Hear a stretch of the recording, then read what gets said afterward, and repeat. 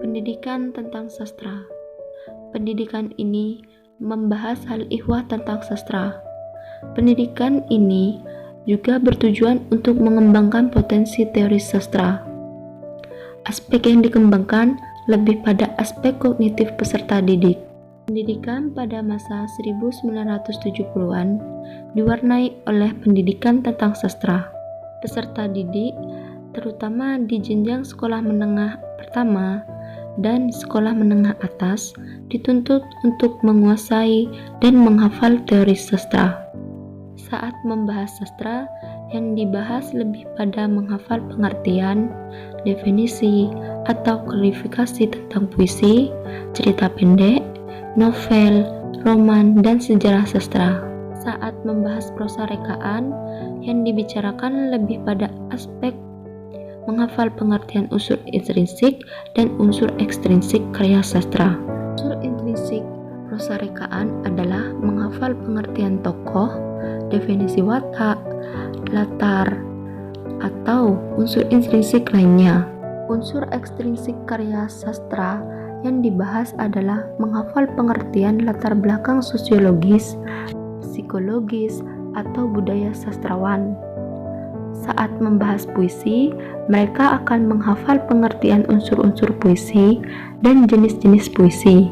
Mereka juga akan menghafal pengertian rima, macam-macam rima, gaya bahasa, pengertian pantun, talibun, pantun berkait, soneta, puisi baru, puisi bebas, dan sejenisnya. Saat membahas drama, mereka juga membahas pada tataran kognitif. Mereka membahas pengertian drama, teater, sandiwara, prolog, dialog, epilog, atau hal yang berkenaan dengan hafalan tentang drama. Pendidikan tentang sastra juga mengajarkan sejarah sastra. Peserta didik dituntut untuk menghafal macam-macam angkatan yang ada di Indonesia, tokoh-tokoh yang menonjol di setiap angkatan, sebab-sebab timbulnya angkatan, dan nama-nama sastrawan di setiap angkatan beserta judul karya sastranya. Pendidikan sastra adalah pendidikan yang mencoba untuk mengembangkan kompetensi apresiasi sastra, kritik sastra, dan proses kreatif sastra. Pendidikan sastra yang mengapresiasi prosa rekaan akan mengembangkan kompetensi anak untuk memahami dan menghargai keindahan karya sastra yang tercermin pada setiap unsur prosa rekaan dengan secara langsung membaca karya sastranya. Dengan pendidikan sastra, peserta didik tidak hanya diajak untuk memahami dan menganalisis berdasarkan bukti nyata, tetapi juga diajak untuk mengembangkan sikap positif terhadap karya sastra.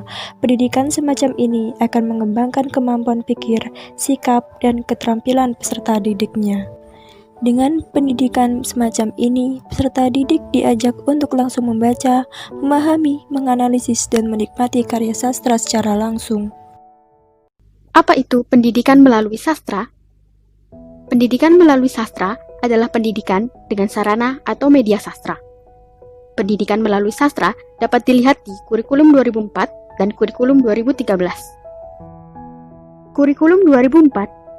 Secara umum, tujuan pembelajaran bahasa dan sastra Indonesia di kurikulum 2004 ada dua, yaitu yang pertama, peserta didik mampu menikmati dan memanfaatkan karya sastra untuk mengembangkan kepribadian, memperluas wawasan kehidupan, serta meningkatkan pengetahuan dan kemampuan berbahasa.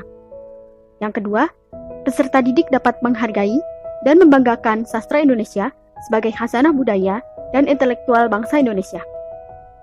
Untuk mencapai tujuan tersebut, ada 4 kompetensi yang harus dikuasai peserta didik di kurikulum 2004, yaitu mendengarkan, berbicara, membaca, dan menulis sastra. Kurikulum 2013.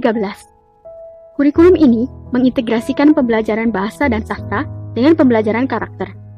Selain itu, kurikulum 2013 mengamanatkan esensi pendekatan ilmiah dalam pembelajaran, karena diyakini pendekatan ilmiah sebagai titian emas perkembangan dan pengembangan sikap, keterampilan, dan pengetahuan peserta didik. Proses pembelajaran pada pendekatan ini menyentuh 3 ranah belajar, yaitu sikap, pengetahuan, dan keterampilan. Ranah sikap menyentuh materi ajar agar peserta didik tahu mengapa. Ranah keterampilan menyentuh materi ajar agar peserta didik tahu bagaimana. Dan yang terakhir, ranah pengetahuan menyentuh materi ajar agar peserta didik tahu apa. Hasil akhirnya diharapkan peserta didik mampu melakukan peningkatan dan keseimbangan untuk menjadi manusia yang baik dan memiliki kecakapan dan pengetahuan untuk hidup secara layak. Pembelajaran sastra untuk kecakapan hidup. Kecakapan hidup dapat dikelompokkan menjadi 5 jenis, yaitu kecakapan mengenal diri atau personal, kecakapan berpikir rasional, kecakapan sosial, kecakapan akademik, dan kecakapan vokasional. Dalam kurikulum 2004, kecakapan ini disebut sebagai standar kompetensi dasar kurikulum, pendidikan menyeluruh, dan kemitraan. Pendidikan sastra sesuai upaya peningkatan mutu pendidikan di abad 21 yang dicetuskan UNESCO dengan dikeluarkannya dokumen mengenai pendidikan bagi semua. Dalam dokumen tersebut dikemukakan ikhwal 4 pilar pendidikan umum, yaitu belajar mengetahui, belajar melakukan, belajar menjadi, dan belajar hidup bersama. Semua itu bisa diajarkan melalui pendidikan sastra. Model pembelajaran sastra. Sebuah model pembelajaran akan sesuai dengan situasi dan kondisi tertentu. Model pembelajaran sastra bisa digunakan asalkan sesuai dengan tujuan pembelajaran dan dapat menghidupkan kelas serta mampu dengan maksimal mengedukasi peserta didik. Di kenyataan masa kini, metode pembelajaran kontekstual banyak dipakai tenaga pengajar dan sekolah. Model pembelajaran ini membuat peserta didik dapat menghubungkan mata pelajaran dengan situasi dunia nyata, baik sebagai individu, anggota keluarga, dan masyarakat. Model pembelajaran ini menawarkan strategi pembelajaran yang memungkinkan peserta didik agar lebih aktif dan kreatif karena proses pembelajaran berbasis pada aktivitas siswa. Sehingga peran siswa di sini sangat penting dalam proses pembelajaran untuk diri mereka sendiri.